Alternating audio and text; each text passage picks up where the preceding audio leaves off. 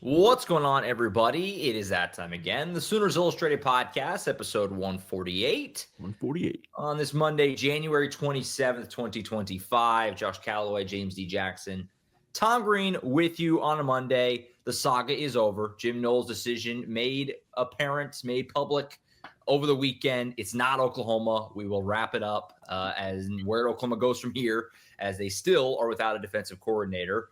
We'll, of course, continue our position stats report series as well today. We got to do the tight ends. Interesting convo there, I believe, probably on the way. And, of course, as always, Mondays, we will recap the weekends that were for both men's and women's basketball, both getting big wins over the weekend that were needed for those two teams. We'll get to that later on. But, gentlemen, let's start where we have to start, rip the Band-Aid off with Jim Knowles, obviously the biggest story in OU football of the last couple of weeks.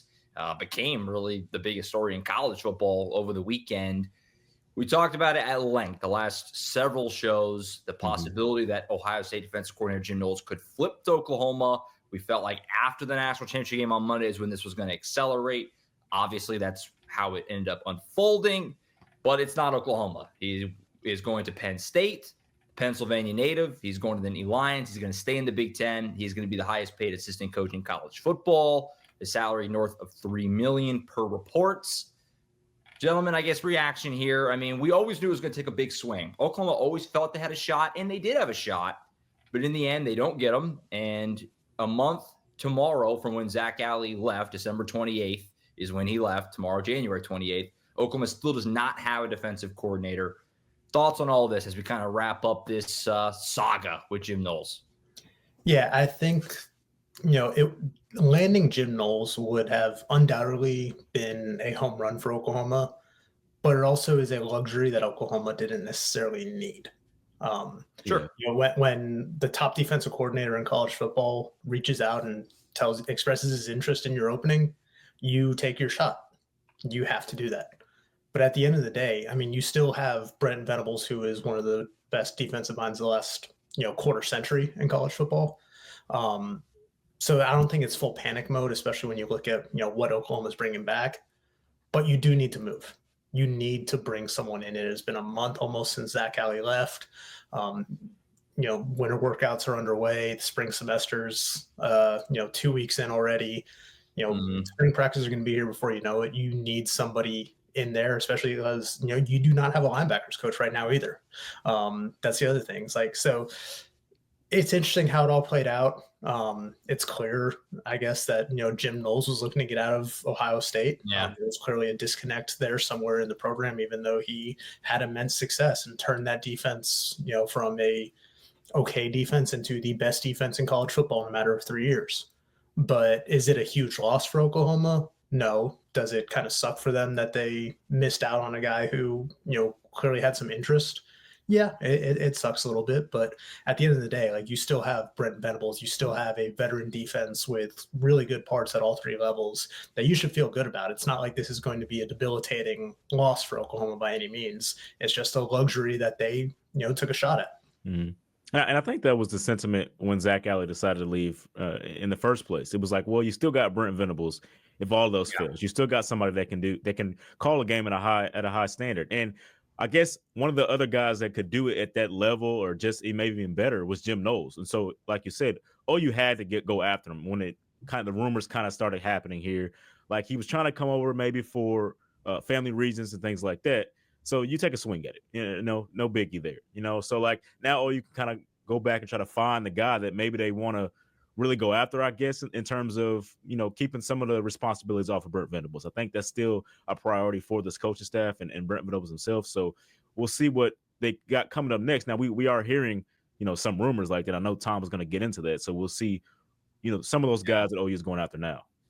Yeah, it's certainly disappointing. He's the best defense coordinator in the sport. So obviously it's disappointing. And that's when you say it's a big loss, you have to kind of walk the tightrope. It's a big loss in that regard. Okay. He's obviously very good at what he does. That's where the loss comes. The loss does not, but it's not end of the world for Oklahoma, obviously. Brent Venables is still one of the best defensive minds the sport has to offer. And, there's a lot of reasons for OU football structurally team, whatever, to be upset and to be worrisome. I don't think not getting Jim Knowles falls under that umbrella, in my opinion.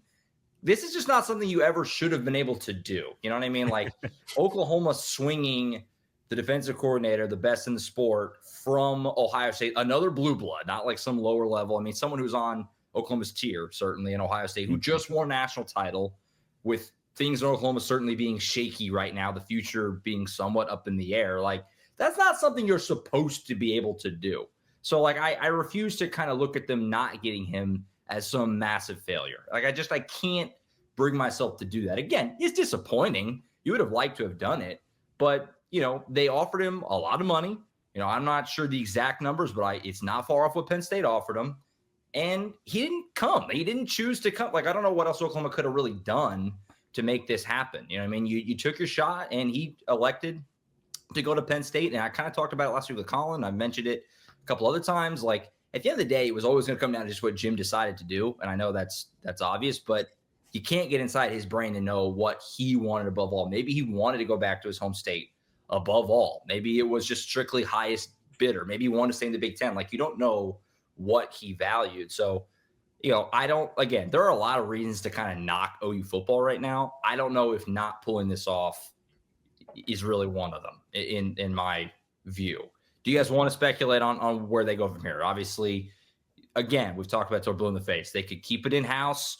There's a couple of obvious options there. Brandon Hall's a popular name. Todd Bates, I think, probably is in that conversation too. Wes Goodwin's still floating around. Other names, feel free. Jump in as far as where Oklahoma can kind of go from here.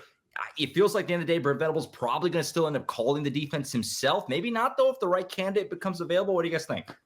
Yeah, I think no matter what, you know, Brent Venables is going to be very involved defensively now. Yeah. You know, if you would have landed a Jim Knowles, I think that would have afforded Brent a chance to kind of take a step back a little bit and kind of hand the keys over of his defense. I mean, they run kind of similar systems, but there are obviously differences. They both run a 4-2-5 base, all that. But yeah, I think there's a few possibilities there. You know, you mentioned, you know, if they stay in house, I think Brandon Hall's a very popular name. Wes Goodwin is a name that we've kind of been monitoring from the beginning. I don't know if he'll be the defensive coordinator, but I do think that, you know, it would not be a surprise at all to see him on this staff in some capacity. You know, he was obviously an analyst at Clemson under Brent Venables. He's very familiar with him. They have a, you know, good working relationship there. A guy that Brent obviously trusts, kind of in a similar vein to Zach Alley in that sense. And then there's a name that, you know, has come out the last few days from a few different reports, and we've been asked about him too. I know Toby Rowland discussed it last night. I know the guys over at Sooner Scoop discussed him as well. But Nate Dreiling, who earlier this month was named the defensive coordinator at Arkansas State. You know, he's 34 years old, so he's another young guy. I believe a year ago he was on the AFCA 35 under 35 list. So he's a guy that's obviously kind of viewed as an up-and-comer. He's got 3 years of experience as a defensive coordinator, 2 of those at New Mexico State, or, you know, I should say a defense coordinator at the FBS level. 2 of those at New Mexico State in 2022 and 23. Last year, he was a defense coordinator at Utah State before taking over as interim head coach. So he's got some experience under his belt, a younger guy who's a linebacker by trade, you know, played linebacker in college, and, you know, has coached linebackers in his career. And then, you know, he's a Kansas guy too. Like Brent, he grew up in Kansas, so there's a little bit of a tie there. You know, I think it'll be kind of interesting to monitor if they go outside, and, you know, that's a name to kind of look at. But again, he's a guy that doesn't have a whole lot of experience. So if they were to go that route, I would expect Brent to be very involved defensively still. Mm-hmm. If you ask me who I would rather see, I mean, I think if Brent Venables is going to have to call plays or be involved in some capacity anyway, I think you should go out there, the best available recruiter, I guess, in that sense, somebody that could bring in the best guys at this point in time. If you're going to call plays, have some of that load be taken off in that, you know, that area. You know, if you go in-house with, you know, Todd Bates or Brandon Hall, I mean, you still gotta get a linebackers coach anyway. So there's still going to be more hires to come with that. So I think if you go out and get somebody, you want to get the best recruiter in terms of just taking something off your plate. If you're going to have to call plays, take something off your plate and go from there. No, that's a good point. I mean, what are they going to look for? What are they going to value? You know, because, I mean, someone that Brent Venables is going to trust to run the defense, I don't know if that exists. You know, Jim Knowles was one of the few, you know, that would fall under that umbrella because we talked about it all season. You know, Oklahoma is not good on the margin. So the theory or the thought process is you get someone who Brent can put more of the load on the defense, something that Zach Alley was becoming, and he can, become a better head coach, frankly.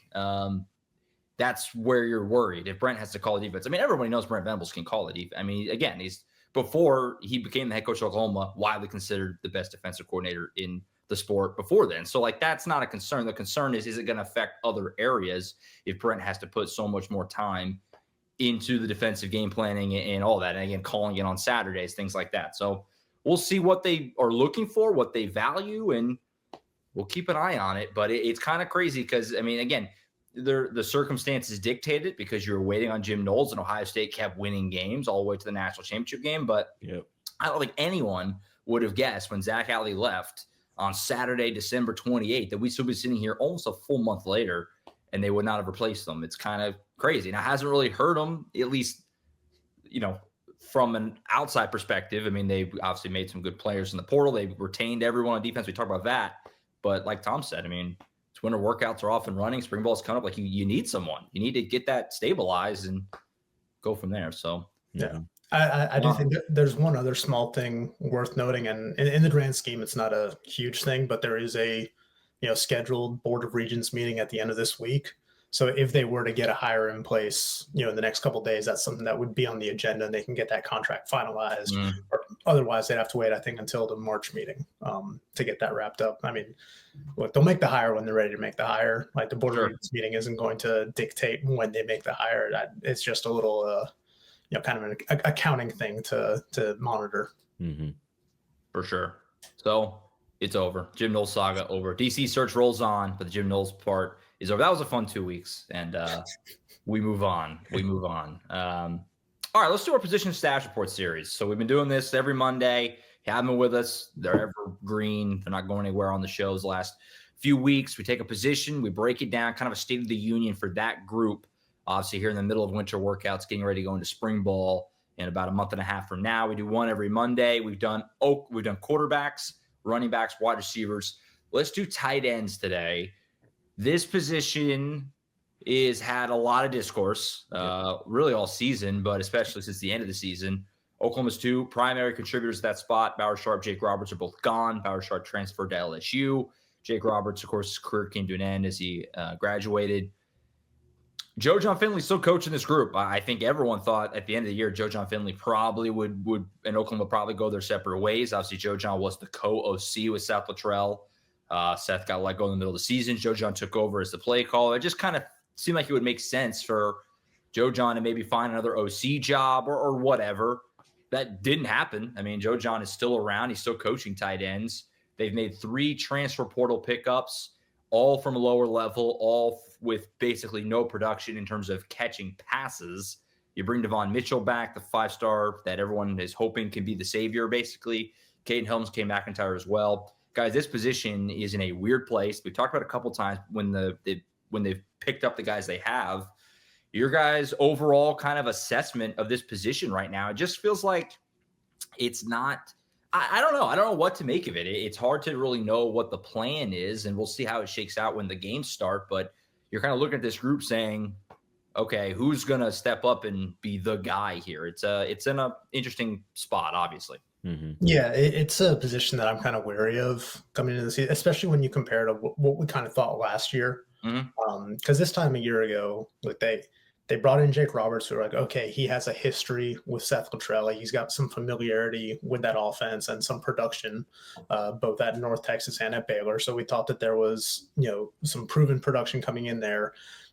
We'd heard really good things about Bauer Sharp and, how a lot of, high-end programs kind of valued him even as an FCS transfer. And we thought that could translate well, especially after, kind of what we saw in the spring, kind of carrying over.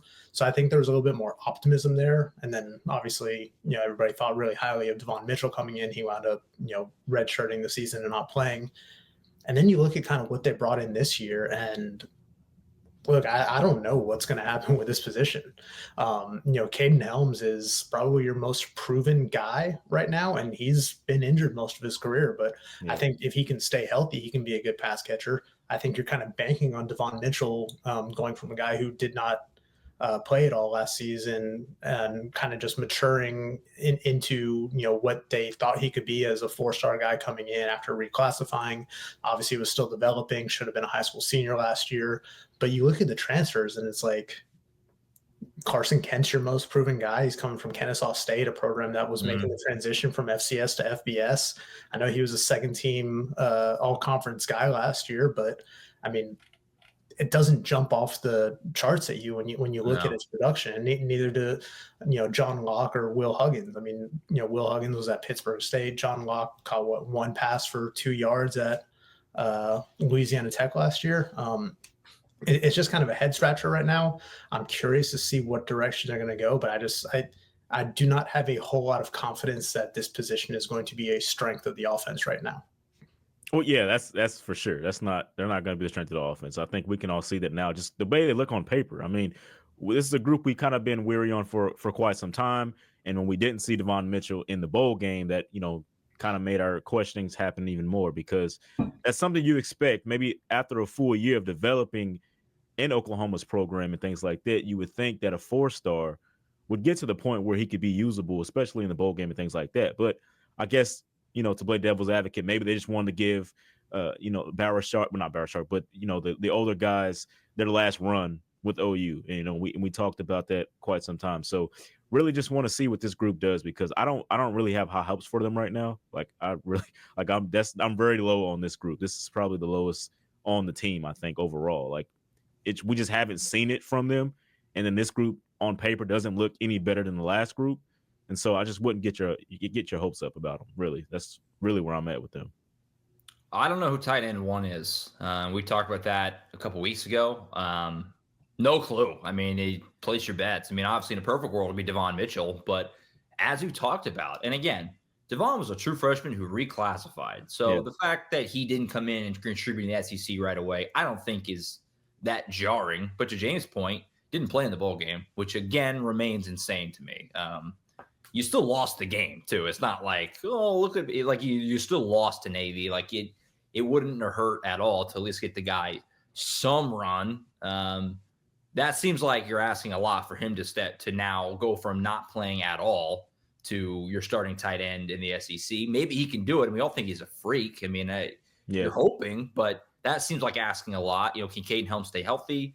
Cade McIntyre is a guy who maybe showed some flashes here and there, but then these 3 guys they added, like Tom's, illustrated, they haven't had any production in the pass catching. They might be able to block, which is nice, and you could use that certainly help you in the run game, whatever. But you need someone to catch passes, and that's an element that's been missing the last couple of years. And I don't know if it's going to be rectified, this season. I think of last summer, I did summer school with Bud Elliott, and I think he asked me something to the effect of like, what position has gotten the biggest improvement? I think tight ends came up because it seemed like, Bauer Sharp coming in. And look, we talked about it all year. Bauer Sharp did some he was their leading receiver. I mean, he did some okay things in the passing game, but when they started asking him to just be the offense, that's when it got squirrely on him, because they were asking him to do things he just simply wasn't capable of doing. And Jake Roberts was a solid addition, but obviously was never going to be a guy who was going to come in and be all SEC or something. So I don't know. I agree completely. This group has got a lot to prove, and we'll see. I don't know. Maybe you can find – we've already added 3. I was going to say maybe you can add another one in the post-spring, but you've already added 3. Like, how many tight ends are you going to have on this roster? Trey Washington comes in from Carl Albert. Maybe he can surprise. I don't know. It's up for grabs, though. If you're in that room, it is up for grabs to go do something. So I agree. Any final thoughts? I agree with James. I mean, probably this is the shakiest position on the roster right now as far as just confidence. Yeah, I mean, one of the players we saw was with Evon Carrion. Like, there was some talk of maybe him being a tight end when he got recruited the first time. Like, he was like in the middle because he's so big. Yeah, so like, is that a plan? Maybe he comes in and maybe tries to help out there with the H-backs and things like that, because you mentioned Trine. He's kind of like, a similar size and things like that with, his body frame. So maybe that's another option to go to. Something to look forward to. I don't know, because as of right now, it looks like a bunch of blocking tight ends in this unit. And so we'll see, I guess. We'll see. Yeah, I mean, if I were to bet right now, I mean, I think my favorite to start, if I were to put odds on it, would probably be Caden Helms if he can stay healthy.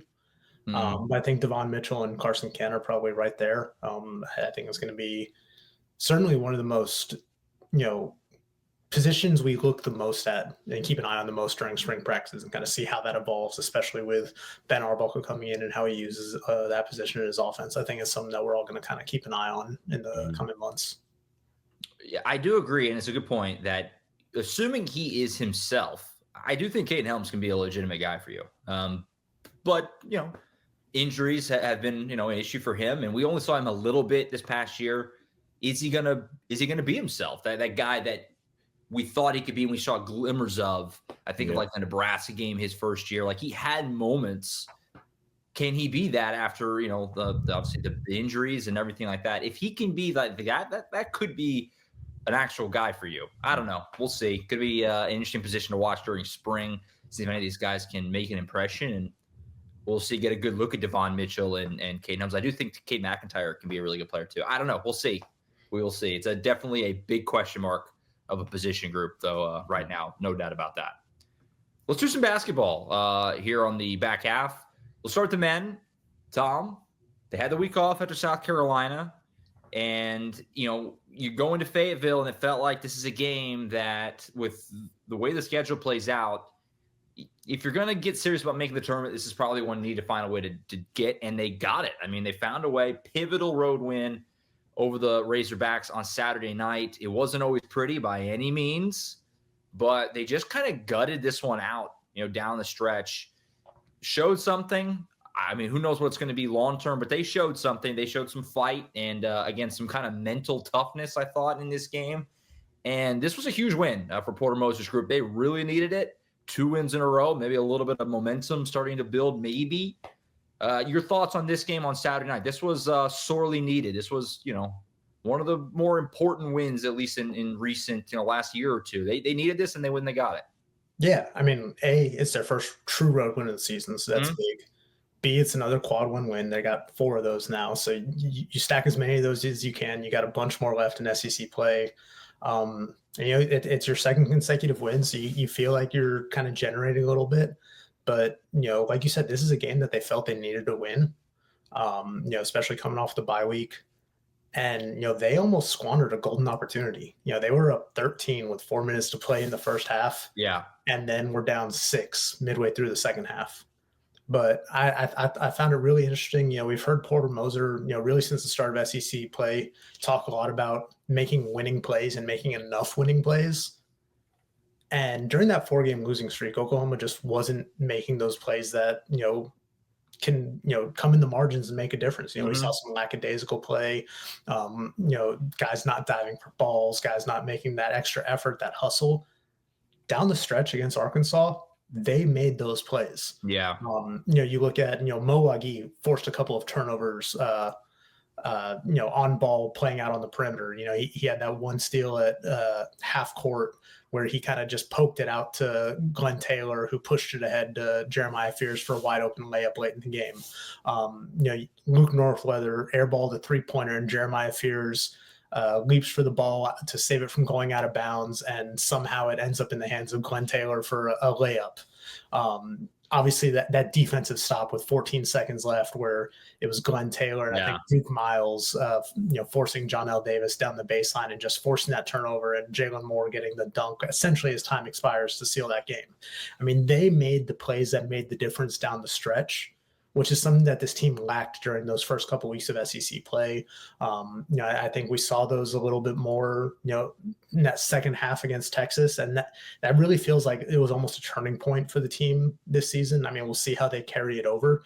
But, after falling behind big against Texas, those last 17 minutes, they've played really good basketball for the most part for the last, 60 minutes? Almost 2.5 games, just about. Yeah. Like you said, it wasn't always pretty. They didn't make a jump shot in the second half against Arkansas.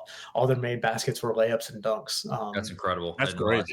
That's crazy. Yeah, it's insane.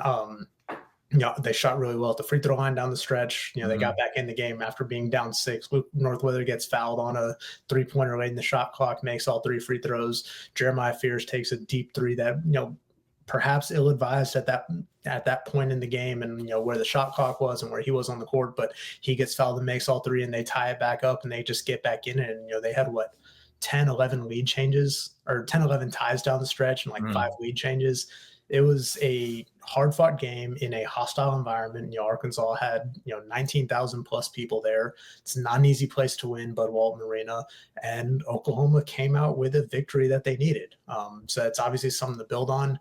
Another big opportunity coming, Tuesday night at Texas A&M. They played Texas A&M tough that first game, even though Wade Taylor was out. We'll see how they kind of handle that environment on the road. But again, it's another opportunity for a quad one win, another opportunity to improve your NCAA tournament resume.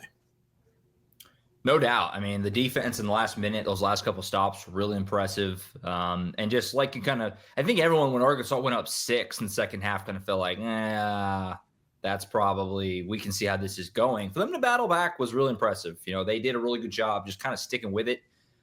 Jeremiah Fears has been better. I don't think that's coincidental at all. In these last 2 wins, Jeremiah Fears is playing better. He led them in scoring on Saturday night. I mean, he looks more comfortable. It looks like he's getting that confidence back a little bit. They need him. I mean, they just flat out need him to be a guy, or the guy at least. Him and Jalen Moore, however they want to balance that out. But that's what you have to have. And kind of like I said off the top, like you look at the way the schedule is, because you lost a couple home games that you wish you could have back. That A&M game, we had the big lead, and the Texas game, you had to find a way to win on the road. You have to. You can't just go through the entire thing losing all your road games. And the rest of the road schedule is rough. I mean, they got to go to College Station tomorrow. They go still to Auburn. That's not probably going to go well. They got to go to Missouri. They got to go to Florida. I mean, they got to go to Ole Miss. The road games are really, really tough. So if you're going to get one, this was probably your chance to get one. And they went and they did it. So big win. I think they've bought themselves a little bit of, cushion-ish. I mean, they're 2-4, but going into tomorrow, I don't feel like if they had lost this game, basically you're at the point of, if they don't win in College Station, I think it's borderline over. But they bought themselves a little buffer. You don't have to necessarily win tomorrow. It'd be great. I think they could win tomorrow. They'll give A&M a game, I think, but you don't have to. You do have to win on Saturday at home against Vanderbilt. That's a must win. You got to win the rest of your home games, basically, with maybe an exception one or here and there. They got Tennessee coming. They got some big home games, but this was huge. This game created a path for you. You can kind of see it forward where they can get enough wins to get to the tournament. Whereas if they lost it, it was kind of hard to see. So big game, big win. And you mentioned Jeremiah Fears. Obviously, the last 3 games, really, it seems like he's turned a corner. But especially during these last 2 wins, it's not only that he's scoring well again. I think his assist to turnover ratio in these 2 wins is 11-3. That's what you want from your point guard. Obviously Jeremiah Fears is very talented. He's a really good scorer. He can get to the basket. He can knock down some really good, mid-range jump shots off the dribble. But when he's facilitating and getting some of these other guys involved, that's when this Oklahoma team can kind of take a next step forward and be an NCAA tournament team. No doubt. Big win. Had to have it at Texas A&M Tuesday night, and then back home Saturday against Vanderbilt. Tom and I, of course, will be there for that one. James, the women, meanwhile, also had a week off after that South Carolina, game, which we talked about last week. Didn't go well. Obviously, they had to sit on it for a week as they didn't play again until yesterday. They took their frustrations out on Georgia, just destroyed them. The game was never competitive. This game was during NFL yesterday. I had it on my computer off to the side, and it just kept getting worse. I mean, they won by 31, and it felt like it could have been more. This was an easy win for Oklahoma over Georgia, which you needed. They have a huge week ahead, but this was the definition of a get-right game, obviously at home. Georgia's not very good, below 500, and they did what they should do, a blowout win, and now some more big tests come. Like this was, I think, good to see them come out and just take care of business from the start on Sunday against Georgia. Yeah. And we're recording this podcast a little early just for basketball reasons, so we just learned that they're number 13 now in the poll. So if you're seeing that ticker, that's just because of that. So that's what it is. They're number 13 now. They improved off of that game. And we saw, some shakeup from Jenny Baranczyk, something that doesn't really happen if she's changed the starting lineup. And Raina Scott got the nod over Nevaeh Tot in terms of the guard play. And that made OU a little bit bigger, a little bit more size. And maybe you're thinking that's kind of what they're looking for when they play LSU later this week, as you mentioned. It's going to be a really good matchup coming up. But it worked out overall. It worked out. Oklahoma has had its turnover issues, and while the starters and the reliable bench players were in when it wasn't garbage time, there were only 15 turnovers, and that's still a lot, but that's a very big improvement for this squad. I mean, 15 turnovers is a lot better than the 30 and the 28s they've been getting and since SEC play and all that stuff started. So that was good to see. Reagan Beers got out there again and had another double-double, like her 8th double-double this year. And it wasn't even a great game from her, which is what Bronchek said. Like, that just shows you the caliber of player that she is, that she can go out there and get a double-double like that. And you saw more aggressiveness from Sahara Williams, who scored 13 points, and that was a really good thing for her as well. Like, that's what Bronchek wanted to see. More athleticism, more, push from her, because she was one of the players that was held scoreless against South Carolina last week. And I know they're at a turning point now. They were like, we got to have some changes. And the starting lineup changed. Sahara Williams got more aggressive. We saw Skylar Van shoot the ball more, which is something she hasn't been doing. She's been seems like she's been trying to be too good of a teammate this season. Yeah. She hasn't, been as aggressive. And you saw her shoot the ball a little bit more. She made a couple of jumpers from the mid-range area. And so they were clicking all the way around. I mean, it was crazy. Even Liz Scott made a 3-pointer. Like, it was one of those games where everything was going right. And if he was like, man, if this the team that showed up against South Carolina, maybe it'll look a lot different than the 40-point loss it was. But they get this 30-point win over Georgia to kind of bounce back and really show they're headed in the right direction. So we'll see if it all can come together against LSU, who I think is number 5 still in the poll for right now. Yeah, massive week. This is one of those, like, we're going to learn a lot this week. Like you said, they go 2 LSU's in the top 10. LSU's 21-1 on the season. Obviously, Kim Mulkey. They got to go to Baton Rouge on Thursday night. And then Kentucky, who's also in the top 15, comes to Roman on Sunday. So this is a massive back-to-back. It's a massive week. And this is an opportunity to make some serious statements. We'll see what can happen. Obviously, they just had one of these against South Carolina. It didn't go well. So you would hopefully they learn from that. We'll see what they can put into Thursday night in Baton Rouge. And then obviously that big Kentucky game at home on Sunday. I might have to get out there for that. So a big week coming up, though. It's we're going to learn a lot more. Good, nice, tidy, took care of business against Georgia. But now back to huge games this week. And we'll see what they do. And, of course, James, with all the women's coverage over on the website all week long, all season long, Oklahoma.247sports.com. I think that's it. I'll be back on Thursday with Colin to wrap up some other recruiting stuff. Junior Day weekend just happened, so I'm sure we'll have a lot to talk about there. Maybe look at the defensive coordinator search a little bit more as well as that continues to roll on amazingly. So that'll be on Thursday with Colin. Keep an eye out for that. Of course, in the afternoon, usually shows come out at 4 o'clock in the afternoons on YouTube. We'll be back, the 3 of us, next Monday, continue our position dashboard series, final time on offense with the offensive line, other things to know football, and, of course, wrapping up all the latest with basketball as well. So we'll see you then. Thursday with Colin, Monday back with us. That's it for now. Tom Green, James D. Jackson. I'm Josh Callaway. We'll see you next time right back here on the Sooners Illustrated podcast. See you.